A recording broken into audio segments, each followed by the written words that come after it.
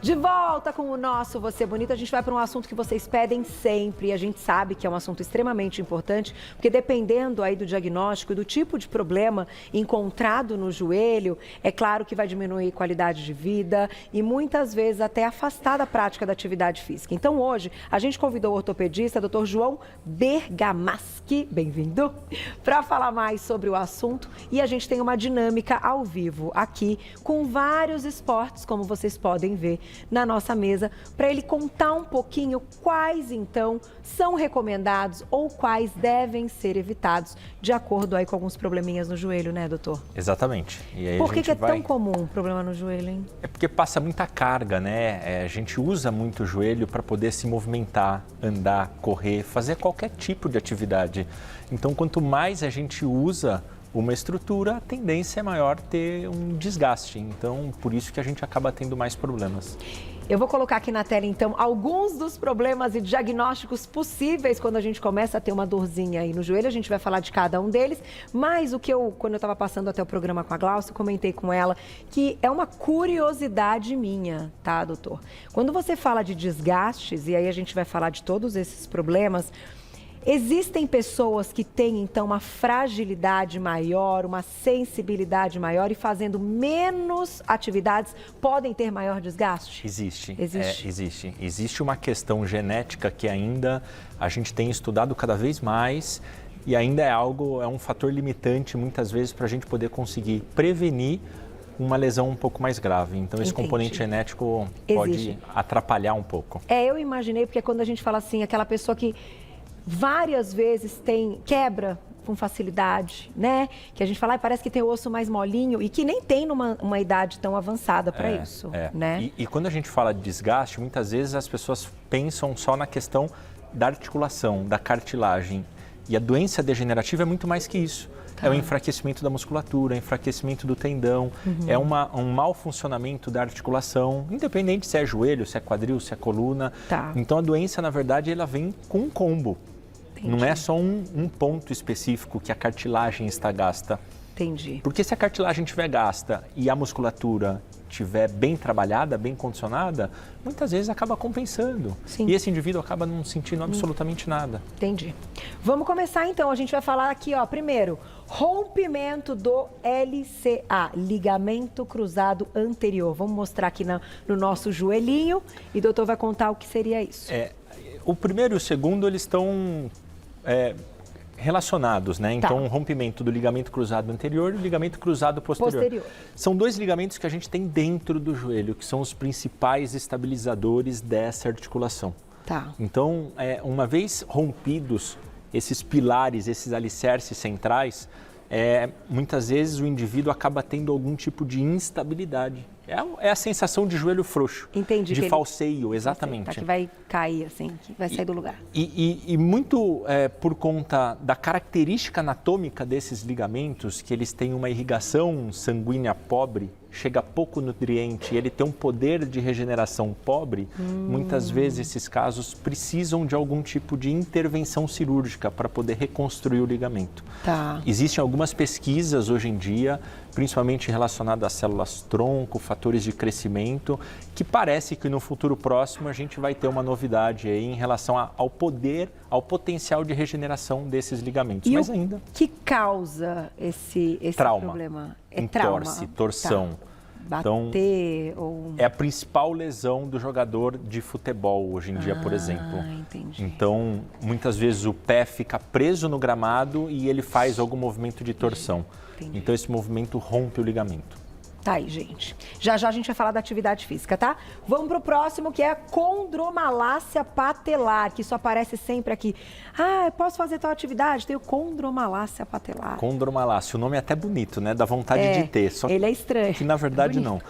Então, voltando aqui para o nosso modelinho, né? A gente tem esse ossinho aqui da frente do joelho, que antigamente chamava-se de rótula, hoje a gente chama de patela.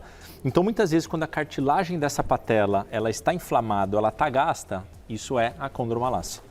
Então, acaba doendo porque realmente gera um processo inflamatório do atrito, muitas vezes da patela, com o próprio fêmur, com outro osso. Entendi. Então, isso é uma coisa relativamente comum, principalmente quem é sedentário, quem está acima do peso, em que a musculatura acaba não sustentando a articulação e acaba sobrecarregando mecanicamente outras estruturas, e a cartilagem é uma delas. Então, aqui no caso, é inverso, né? Assim, não é numa prática da atividade constante que isso pode acontecer. Não, geralmente é o oposto. É o oposto. É a falta. É a falta da atividade, entendi. Até um sobrepeso. Tá aí. A artrose. Quando a artrose pega aí... Artrose é o famoso desgaste. Quando o joelho está gasto, principalmente quando tem uma cartilagem mais gasta, a gente fala que tem artrose. A artrose pode chegar num ponto que não só a cartilagem está gasta, mas o osso, ele acaba começando a ter algum tipo de desgaste, tá? E aí, assim, obviamente vai depender do grau de artrose e o quão limitado esse indivíduo está, para a gente poder pensar se a gente pesa menos ou mais a mão no tratamento, para oferecer qualidade de vida para esse indivíduo. Doutor, em todos esses casos e diagnósticos, como é que, então, é uma coisa diferenciada da outra? Como é que é feito o diagnóstico hoje? Imagem, clínica também? Diagnóstico basicamente clínico, tá? Através de informações, de sintomas, sinais. Exame físico, tem algumas manobras específicas que a gente consegue identificar qual tipo de ligamento está rompido, por exemplo. Tá, aquela apertada que o paciente dá um grito. Que dá aquele pulo na maca, né? Entendi perfeitamente. E aí a gente sempre complementa com algum exame de imagem, tá? Muitas vezes a ressonância magnética, ela nos traz uma informação bastante detalhada a respeito da parte ligamentar, da parte da cartilagem, da parte de tendões de uma forma geral. Tá aí. Então a gente falou da condromalácia patelar, a gente já comentou, tá aqui também. Tendinite patelar. Tendinite patelar. Tendinite é a inflamação do tendão. Então, toda tendinite, ela obrigatoriamente tem algum tendão inflamado. Tendinite patelar, porque é o tendão da patela que está inflamado. E o que faz o tendão da patela inflamar? Geralmente é uma conjuntura de fatores que também está associado a um sedentarismo. Então, aquele tendão não está condicionado a suportar a carga, não só de peso, mas a carga de atividade diária que aquele indivíduo acaba tendo.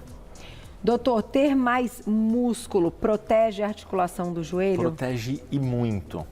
Se as pessoas tiverem isso na cabeça, muito provavelmente vai diminuir muitos desses problemas aqui. Tá, a proteção é muscular. A proteção é muscular. Vou deixar uma perguntinha do público e já volto para a gente continuar. Ângela, obrigada, um beijo para você. Me disseram que gestante fica com as articulações prejudicadas. Quem tem problemas no joelho pode piorar, pode voltar depois da gestação passar? Essa pergunta é legal, hein, Ângela? É verdade, porque a articulação fica molinha. Já vamos falar sobre isso, não é? Doutora, a gente vai responder a perguntinha, mas uma breve pergunta que agora me veio na cabeça quando me dei conta que eu tô com um salto gigante. Saltos gigantes podem trazer problemas para os joelhos? É uma pergunta bastante frequente, tá? E o que a gente costuma recomendar é que não tem problema nenhum em usar salto, mas a gente precisa realmente condicionar o seu corpo para poder usá-lo da forma correta. Certo. Então, a pessoa acima do peso, uma pessoa sedentária, vai usar salto o dia todo? Vai ter um encurtamento de tendões? Vai ter um pouco mais de dor? Vai. Entendi. Com certeza vai. Agora, uma pessoa que se cuida, uma corredora, que faz atividade física, faz um fortalecimento, ela pode usar salto e não vai sentir nada? Sim. Nunca senti nada, por isso que eu estou te perguntando. Nunca senti dor. Mas é que você se cuida, né? E isso é importante a gente... Mas é importante porque a gente gosta de um salto, né, mulherada? Então pronto, já temos aqui. Vamos deixar a perguntinha. Essa da gestante é muito legal. Ângela, um beijo. Me disseram que gestante fica com as articulações prejudicadas. Quem tem problemas no joelho pode piorar? Pode voltar depois da gestação passar? Existem duas questões importantes aí em relação à gestação, né? O primeiro é a questão metabólica, né? Que a alteração dos hormônios podem predispor a gestante até algum processo inflamatório, tendinites de uma forma geral, artrites de uma forma geral, tá? E o segundo ponto é com o crescimento da barriga do bebê, isso causar um desbalanço mecânico no corpo da gestante. Entendi. E aí muitas vezes isso repercute não tanto no joelho, mas na coluna. Entendi. Então é muito comum no terceiro trimestre da gestação as gestantes reclamarem de dor nas costas, porque o centro de gravidade do nosso corpo muda e muda muito. Tanto que no pós, a mulher fica, às vezes até pode acontecer, né? Logo nos primeiros dias pós-parto, uma tonturinha, né? Até que ela entenda novamente, né? A dimensão ali. Mas é isso. Tem mais perguntinha do público. Já já nós vamos falar das atividades também. Mas antes, perguntinha do público. Heraldo, obrigada. Coloquei uma prótese no joelho há 11 anos. Desde então, sinto medo e não tenho firmeza para andar direito. Quero saber se existe a possibilidade de dar um mau jeito. Eita, vamos lá, vamos tentar ajudá-lo. A cirurgia de prótese, ela é recomendada para poder substituir a cartilagem do joelho. Então, aquele é mais na parte, deixa eu virar aqui, na parte interna. Não sei se dá para pegar alguma coisa aqui, na parte interna do joelho, tanto desse osso quanto desse de baixo. Esse de cima e esse de baixo, tá? Então a gente faz a substituição dessa cartilagem. Então geralmente a cirurgia de prótese, ela é efetiva, ela é eficiente, ela devolve qualidade de vida para o indivíduo. Quando isso não acontece, realmente a gente precisa rever o que está acontecendo. Se é alguma coisa que está acontecendo além do desgaste, é a musculatura que está fraca? É algum processo inflamatório? Ou é algum processo infeccioso por conta da cirurgia e tudo mais? Apesar de ter 11 anos de cirurgia, né, isso tudo pode acontecer, independente do prazo. Então, vale a pena fazer uma investigação mais detalhada, porque realmente esse tipo de cirurgia é uma cirurgia que geralmente oferece qualidade de vida e o indivíduo volta a fazer todas as atividades que ele fazia antes. É verdade. Melhora muito a qualidade de vida, né, doutor? Demais. Na tela, mais perguntinha, quem escreveu pra gente, olha lá.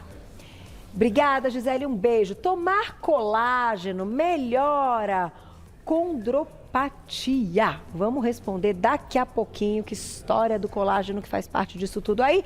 Por que, Gisele, se tomar colágeno melhora condropatia? A história do colágeno, que tem os tipos de colágeno, né, doutor? Condropatia, né? Condropatia nada mais é do que alguma doença que acontece na cartilagem. Geralmente está associado a algum processo inflamatório, como falamos aqui da condromalácia, ou alguma questão relacionada ao desgaste, tá? E é importante a gente lembrar que sempre que tem desgaste, tem algum processo inflamatório. Por isso que cada vez mais as pessoas têm falado e têm se pesquisado a respeito de algumas substâncias que possam reduzir esse processo inflamatório no nosso corpo. E aí entra colágeno, entra magnésio, entra cúrcuma, entra tudo que você já mostrou aqui. Entra vitamina C, então tem muitas substâncias que podem ajudar. Que legal, doutor. Então isso é verdade. Antes até da gente colocar, preciso colocar mais uma perguntinha. Onde acontece o desgaste do corredor que você comentou que estava ali na tela que a gente ainda não falou? A tendinopatia do corredor, né? E isso acontece pela tração recorrente e excessiva do tendão em sua inserção no osso. Então é num ponto de contato entre o tendão e o osso, tanto aqui em cima quanto aqui embaixo. Aqui temos o tendão patelar e aqui temos o tendão do quadríceps. Então esse ponto de inserção é um ponto que toda hora está sendo tracionado e aí, quando em excesso, gera um processo inflamatório, que aí é o joelho do corredor. Aí. É quase uma tendinite. É quase uma tendinite, da repetição. Exato. Né? A gente vai falar daqui a pouquinho da atividade física, então o que é recomendado e o que a gente deve evitar, de acordo com os problemas que o doutor comentou aqui. E tem mais uma perguntinha do público, olha lá, quem escreveu pra gente. Natália, obrigada, um beijo pra você. Quais cuidados pessoas com condromalácia patelar e, será isso, doutor? Hofite. Tem que ter e pode fazer exercício físico? Vamos falar daqui a pouquinho de todos os exercícios. Você viu o que o doutor está comentando? De volta com o nosso Você Bonita, hoje falando sobre joelho versus atividade física, uma aula aqui do doutor. E a gente está, né, fazendo tudo para dar tempo de falar de todas as atividades e vai dar, tá, gente? Tem vários aqui, as melhores e mais, eu diria, praticadas, né? Que eu acho que todo mundo tem dúvida. Mas a gente deixou essa pergunta que já vai dar o link para a gente falar das atividades físicas, que é da Natália. Quais cuidados pessoas com condromalácia patelar e Hofite mesmo, né, doutor? Tem que ter e se pode fazer exercício físico. Hofite é uma inflamação da gordura que a gente tem dentro do joelho. Então, ou seja, resumindo, é um processo inflamatório que acaba acontecendo na articulação, né? Então, assim, obviamente vai depender da condição física dessa pessoa, Mas as pessoas que têm um processo inflamatório mais acentuado vão ter uma dificuldade de executar atividades de impacto. Entendi.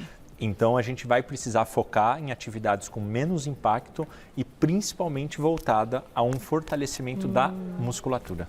E então, já vamos falar da questão da atividade física.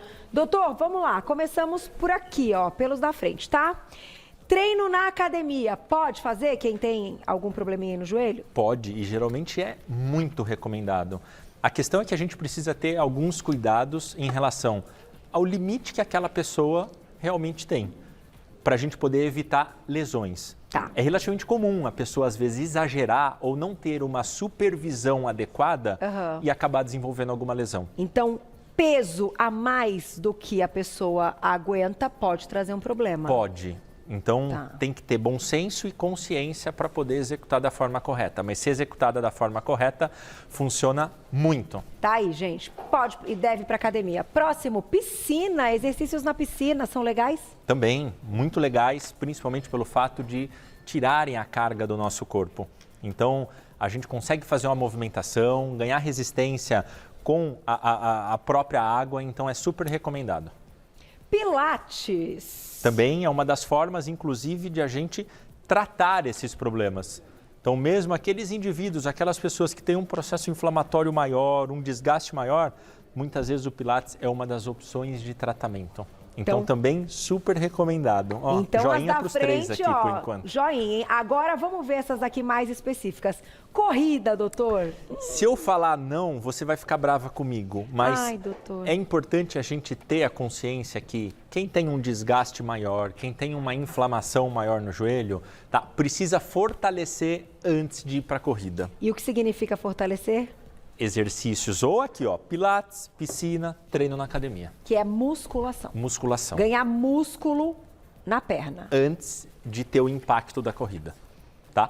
Mas a corrida não é assim, prejudicial. Não. Então, assim, eu colocaria um nãozinho, mas um nãozinho com um asterisco ali, porque é uma opção também bastante interessante e cada vez mais praticada hoje em dia, né? É o esporte mais democrático e barato do mundo. Exatamente. Não é verdade? Você não precisa pagar nada, só você ter o tênis, ter a roupa. Aliás, tênis importa, doutor, para praticar atividade física? Importa muito, principalmente quando a gente fala de corrida, né?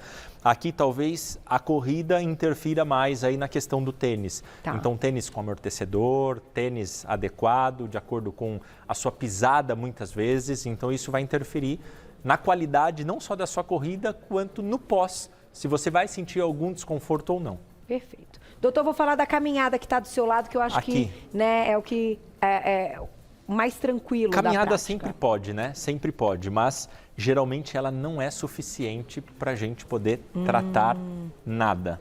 Tá, então eu vou colocar aqui que pode, mas que tem que complementar, então. Exato, eu costumo até brincar, né? Porque se caminhada fosse suficiente, carteiro nunca teria problema, nem no joelho, nem na coluna. É verdade. Boa relação. Vamos lá, lutas e artes marciais. Para quem tem problemas na coluna, talvez não seja a opção mais recomendada. Então, acho que, da mesma forma que a corrida, talvez mereça um vermelhinho, exato. Aqui, ó. E aí, por quê, né? Principalmente por conta do impacto, por conta do contato, por conta de muitas vezes ter um movimento torsional no joelho. Entendi. Que se já está inflamado por algum motivo, vai acabar dando mais dor. Pode fazer? Pode, mas primeiro precisa fortalecer. E o que minha diretora está esperando? Bike. Será que pode bike quem tem problema no joelho? Pode. Pode, bicicleta Glaucia. é super recomendado. Ai, que bom, tá? porque não tem a impacto, a gente consegue movimentar, a gente consegue fortalecer sem ter a questão do impacto da corrida, sem ter a questão do contato direto das lutas. Então, joinha para bike. E transporte? Também. Pode? Pode. Tranquilo? Tranquilo. Porque dá uma aflição, né, que o joelho também se movimenta. O transporte pode, tá? Um cuidado, talvez, que a gente vê nas academias são as escadas. Então, quem tem tendinite patelar, tem algum processo inflamatório, tem um pouco mais de dificuldade, acaba tendo mais dor quando faz a escada. Tá. Então, é o mesmo raciocínio. Fortaleçam antes, de ir para esse tipo de atividade. Doutor, o que prejudica mais o joelho? Fazer esse desgaste subindo escadas, correndo ou mais intensamente, enfim, para aumentar o gasto calórico e tal? Ou quando você desce e você força essa descida no joelho com o peso? Acho que as duas coisas, elas podem interferir da mesma forma. Tá. Então, se tanto para subir quanto para descer está causando algum tipo de desconforto, é bom investigar. Porque às vezes é um negócio tão simples que a gente ajusta o treino e acaba não trazendo problema futuro absolutamente nenhum. Tá aí, a gente tem um minutinho, mas faltaram 2 atividades, tênis, beach tênis, né? Futebol, e aí? Podemos Tá vendo, fazer, gente? na verdade a gente não tem uma contraindicação para essas atividades, tá? O tênis, o beach tênis, o futebol também, ele tem muita mudança de direção, tem muitas vezes, assim, o risco de ter uma torção no joelho. Então é importante, para quem for fazer esse tipo de atividade, manter a musculatura bem condicionada. Esse é o segredo. Então acho que a mensagem final aqui é realmente fortaleçam a musculatura, que o joelho, a coluna, quadril, nada vai deixar vocês na mão. Doutor, muito obrigada. Doutor João Bergamaschi, ortopedista. Você encontra o trabalho dele no @Clínica Atuale, com i no final. @Clínica Atuale, com i no final. Obrigada, viu? Grande aula, doutor. Obrigado, Voltamos Carol. Amanhã ao vivo, 12:30. Fico Mulheres. Beijo, beijo. Obrigada, meninos. Até amanhã.